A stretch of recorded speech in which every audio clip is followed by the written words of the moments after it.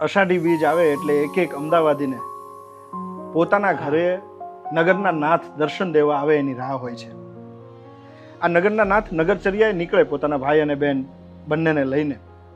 તો એક કવિ તરીકે તમે તમારો ભાવ શબ્દોમાં વ્યક્ત કર્યો હોય એ અમદાવાદીઓ સુધી અને આખા ગુજરાતના લોકો સુધી પહોંચાડવો છે.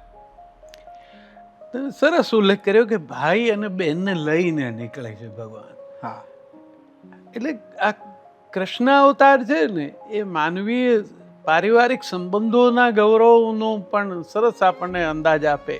ભગવાને બધી જ ચિંતા કરી છે, આપણને બધું સમજાવ્યું છે કોની સાથે કેવી રીતે વર્તવું, કેવી રીતે જીવવું, પરિવારમાં સંબંધોનો શું મહિમા છે. બાકી બધે જ પછી રાધિકાજી, રૂકમિણીજી બધા આવે છે, પણ આ જે આખા નગરમાં ફરવા નીકળે છે ને એ કાનુડો તો સુભદ્રાજીની સાથે નીકળે છે, બહેનની સાથે જાય છે. અને પોતાનો ભાઈ પણ પાછા મોટા ભાઈ છે બળભદ્રજી, એ પણ જોડે છે. એટલે મને એક રચનામાં એમ થયું કે દાખલા તરીકે આવી આ યાત્રા જ્યારે નીકળે તો બેન શું વિચારતી હશે સુભદ્રાજી, એને શું થતું હશે પોતાને, કારણ કે હવે આ ભગવાન છે તો એની જોડે જે ફરવા નીકળ્યા છે, તો એ બહેનનો મનોભાવ છે કે વાલેરો ભાઈ બની સંગમાં જે ખેલતો એ વીરો છે જગ કેરો નાથ. એનો તો ભાઈ છે પણ આ તો આખા જગતનો નાથ છે. વાલેરો ભાઈ બની સંગમાં જે ખેલતો વીરો છે જગ કેરો નાથ. દર્શન દેતા અને કરુણા વરસાવતા નીકળ્યા ભાઈ બહેની સંગાત. ખમા ખમા મારા હે જગન્નાથ.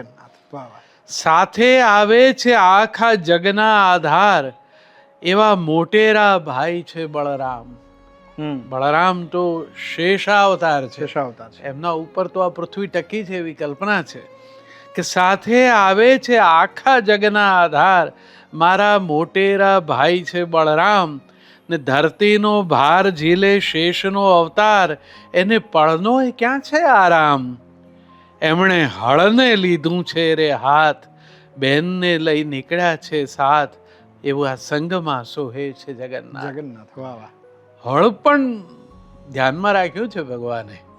એકલું સુદર્શન ચક્રથી કામ નથી લીધું. એમણે મોટા ભાઈ જે આ કૃષિ પ્રધાન સંસ્કૃતિના ઇષ્ટ છે એનો પણ મહિમા કર્યો છે. અને સુભદ્રાજી કહે છે કે બે બે વીરાની હું વાલેરી બહેનડી રથમાં કરું છું વિહાર. ને જેવા સોહે છે સંગ ભાઈ અને બહેન એવા સુખી રહે સૌ પરિવાર. બહેનને લઈ નીકળ્યા છે સાથ એવા સંગમાં સોહે છે જગન્નાથ. જય જગન્નાથ, જય જગન્નાથ. અને આ આખી યાત્રા છે ને એ પણ બહુ પ્રતિકાત્મક છે. 12 મહિના તો આપણે બધા એમના દર્શન કરવા એમના મંદિરે. આ એક દિવસ એવો છે જ્યારે એ નીકળે છે જોવા કે બધું બરોબર છે ને, અથવા તો જે નથી આવી શકતા, નથી આવી શક્યા એમના સુધી હું પહોંચું છું. એટલે ભગવાનની આ સમજ એ કોઈ પણ લોક નેતાની હોવી જોઈએ કે પ્રજાની નજીક પોતે જઈ શકે. એવી કોઈ તક ઊભી થાય તો જવાનું. તો જગન્નાથજી આવો ને તમે જ ખેંચો જીવન રથને લઈએ આજે લાવો. જગન્નાથજી આવો. આમ તો અમારો જીવન રથ તમે ખેંચો. યોગ અક્ષેમ વહામ્ય હમ એમ તમે કીધું અને ત્યારથી અમને સાચવ્યા છે. તો આ એક દિવસ અમે તમારો રથ ખેંચીએ કે શ્વાસના રથને તમે ચલાવો. સહજ આ આવન જાવન કૃપા સિંધુ તવ કૃપાથી લાગે જીવન આ મન ભાવન.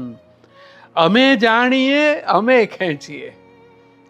અમને તો એમ છે કે અમે ખેંચો, અમે જાણીએ અમે ખેંચીએ, તમે મુખડું મલકાવો. જગન્નાથજી આવો. અને અમે કેટલા નિરાંત જીવે કરતા અહીંયા લહેર.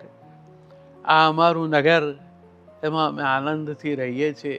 કેટલી અર્થોપાર્જનની, જીવનને પ્રસન્નતાથી જીવવાની પ્રવૃત્તિઓ કેટલું કર્યા ધબકતું છે મારું નગર. અમે કેટલા નિરાંત જીવે કરતા અહીંયા લહેર. કરુણાળુની કરુણા કરતી સહુ પર મીઠી મહેર. શ્યામ ગગન થઈ ઘેરાયા તમે હરી વાલપ વરસાવો. જગન્નાથજી આવો આવો. વાહ વાહ. એક જમાનામાં તો છાપામાં બીજે દિવસના સમાચારમાં અચૂક એવો ઉલ્લેખ હોય કે અમી છાંટણા થયા. થયા હા. આમ ભલે ને બધો વખત વરસાદ પડે પણ આ જ્યારે જગન્નાથજી નીકળે ને ત્યારે જે થાય ને એ અમી એ છાંટણા. અમી છાંટણા